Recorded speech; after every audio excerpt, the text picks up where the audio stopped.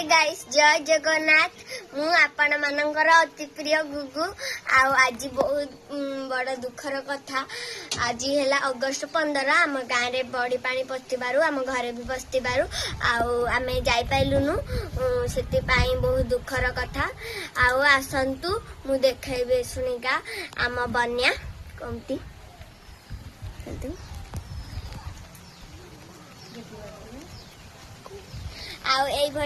सब बन्या आम केमी जीमु चतुर्थ पानी काणी नदी में भांगी थिबारु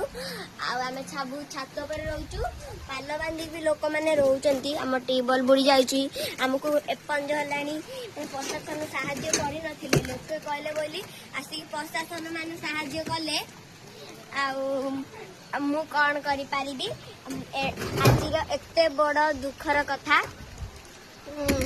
आपण मानकर